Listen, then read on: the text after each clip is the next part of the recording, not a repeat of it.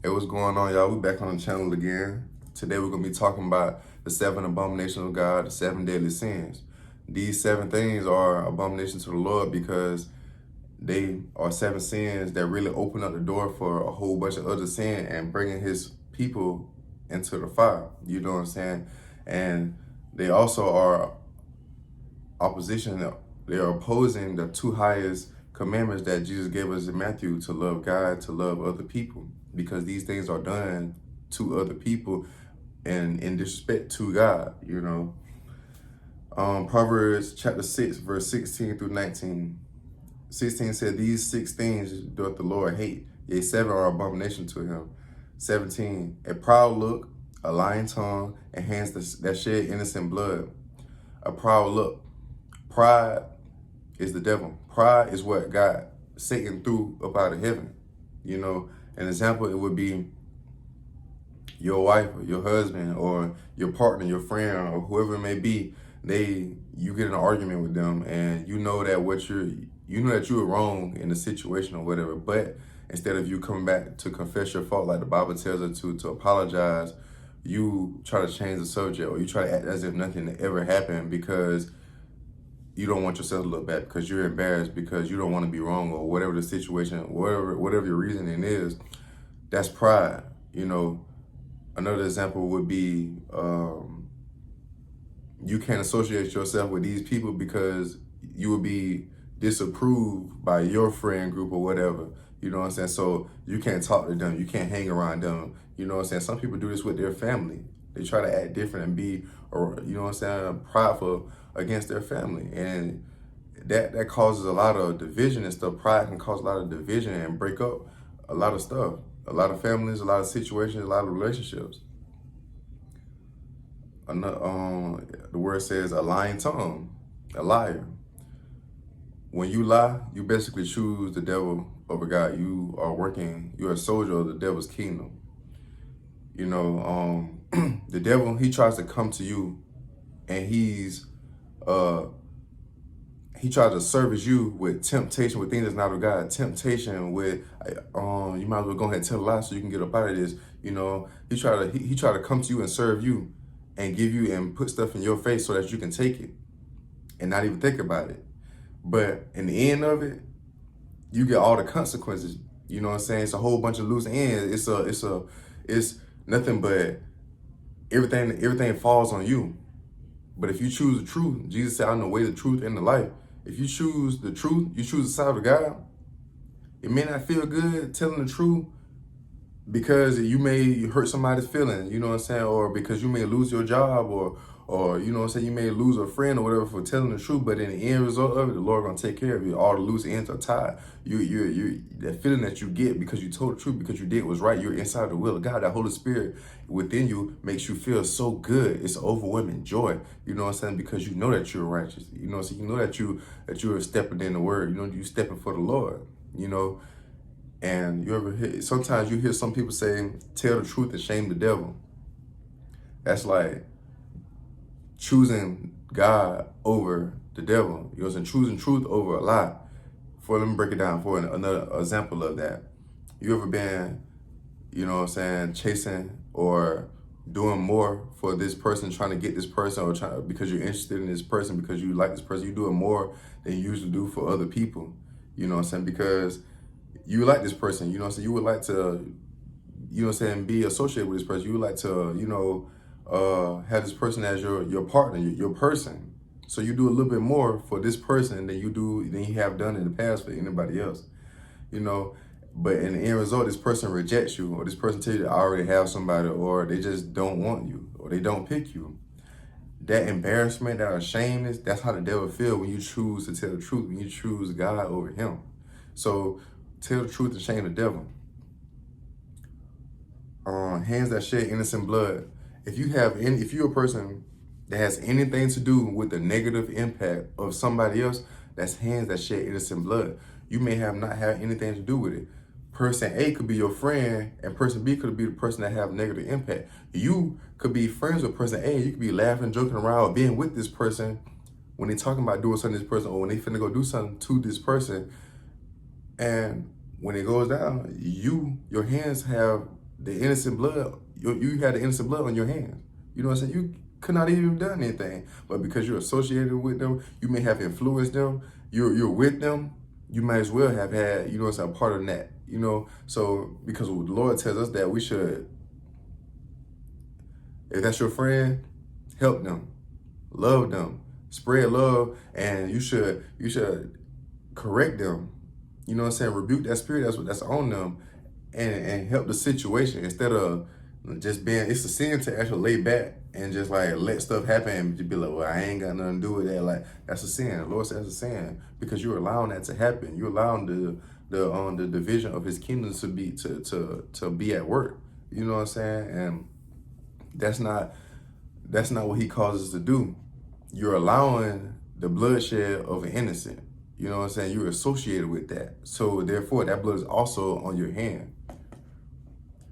Verse 18 said, a heart that devises wicked imaginations, feet that be swift and running to mischief. So a heart that deviseth wicked imaginations, thinking of something that's wrong, thinking anything outside of the will of God, basically. So scheming and planning to do wrong, whether if it's to get back at somebody, whether if it's to plan how to cheat, whether if it's planning on how to steal something bad, or whether if it's how to, anything that you planning or scheming, trying to think of a plan to do something wrong. How you gonna do this? How you gonna, you know what I'm saying, scamming and you know what I'm saying, anything to make a plan for doing something wrong. You know that if the Lord was sitting right here or standing right beside you, you wouldn't be trying to plan to do this. You would be talking to Him. So just because He's not right here, don't mean that you don't talk and pray to Him. You do the same thing as if He were right here, right on each side of you. That's what you should do instead of trying to plan on your own and come up with a way to do this, a way to do that, or answer to this situation. Because the Lord hates that when you basically are so desperate to plan and to do something on your own, because when you do something on your own, it then turns into lust because it's what you want to do of the flesh. Then it turns into temptation because you are tempted to do something outside the will of God. You know what I'm saying? James 1:14 tells us that, but when every man is tempted, they are drawn away of their own lust and enticed. You know what I'm saying? You're only tempted when it's something that you want to do. You want to get back at this person, so you're tempted. You make up this plan. You know what I'm saying? And verse 15, I think it tells that lust conceives sin, and sin conceives death, separation from God. You know what I'm saying? You're outside the will of God. The Lord can't be around you because you sin. You know, so don't get to thinking and conjuring up some wicked plans, because that's how the enemy does. They get you thinking.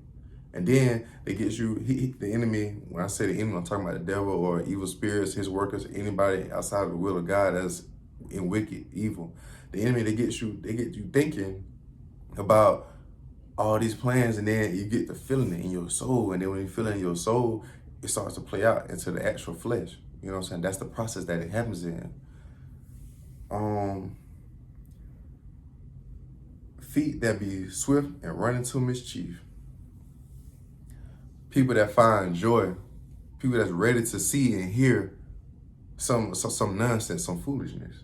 You know, oh girl, let me call you back because such and such just pulled up, or oh, they finna get, you know what I'm saying, all that, or oh bro, they finna fight. I'm gonna record, like, oh, let me see the recording, like, you know what I'm saying, like stuff like that. That's feet that's quick to run into mischief. Like, why are you doing that? You're supposed to be trying to defuse situation. Lord loves peacemakers. You know, so we're gonna get more into that towards the end because we got something else to talk about. But you shouldn't be running to mischief. You know what I'm saying? If you're gonna run to the situation, help the situation. You know what I'm saying? Spread that word, the truth. You know what I'm saying? Like, let them know that that's not what we're supposed to be doing. You know what I'm saying? Like, excuse me. We shouldn't be trying to run to anything that's not of God. That's nonsense. If you're supposed to be a child of God, you know, if you're supposed to be chasing after God, a saint, why are you trying to listen to drama? Why are you trying to run to? Why is this stuff interested in you? Why is it interesting to you? Why does this stuff bring joy to you? It doesn't make sense. Verse 19, a false witness that speaketh lies, and he that soweth discord among brethren. A false witness that speaks lies, trying to cover up for somebody. Don't try to cover up for somebody, you know what I'm saying? Because the only thing you're doing is lying, and then you're a false witness. You know, it was in the book of Acts. I forgot. I think it was Stephen or Stephen. I can't think of his name, but when he went to court and they brought up a whole bunch of false witnesses to lie against him, because I don't think he was doing down and preaching the word, and they wanted him to die. They wanted to kill him, so they brought a whole bunch of false witnesses to speak out against him. After he told the whole story, told the whole gospel, and told what he was doing and everything, they still killed him. Lord hates a false witness, you know, and to try to cover up for somebody or try to back somebody up, whether they was in the wrong or whether they, you know what I'm saying, weren't in the wrong, something happened to them, we should go to God about the situation. We should pray. You know what I'm saying? We should let the Lord handle that. We shouldn't try to take it into our own hands and then end up outside the will of God trying to do right. The Lord said that you can't do wrong in order to do right. You know what I'm saying? That you're still in the wrong. You know what I'm saying? That's still against him. And the last one is, and he that soweth discord among brethren, an instigator. An instigator. So if you an instigator, somebody that's causing two people to not like each other, you know what I'm saying? Or you ain't hear what they said about you, or you ain't watch the video that they made about you, or you ain't, or that's his little brother right there, they were talking about you too, or trying to instigate stuff like. The Lord said he loved a peacemaker. We should all try to be peacemakers. You know what I'm saying? We should bring people together to unify, because Lord works in unity. The devil, the one that works in division. You know what I'm saying? Every kingdom divided against itself will not stand. You know what I'm saying? Every household divided against itself will not stand. You know, and that's what his words tells us. So why are we trying to instigate stuff? Why are we trying to, like, if people, even if there's a little static between people, the only reason why there's static because there's a misunderstanding. You know what I'm saying? I misunderstood what you meant by this. I misunderstood. I didn't hear what you said, but then you want to be the person to, or they said it, or they, you know, you want to come in and break them up. You know what I'm saying? Separate them or cause stuff, because only thing that's going to do is when these two people not like each other, that's not going to be it. This whole group of friends and this whole group of friends not going to like each other. It may be this family and this family not like each other because of what these two done did, some nonsense or a misunderstanding, or, you know what I'm saying, because the instigator don't come and broke it up. You know what I'm saying? It can be this block, again, this block. You know, so that's how gang stuff started happening. You know, like it just started to grow.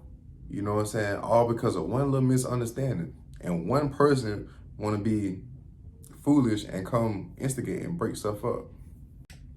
But with that being said, man, we got to stand tall for the Lord. You know what I'm saying? We should not be doing these things.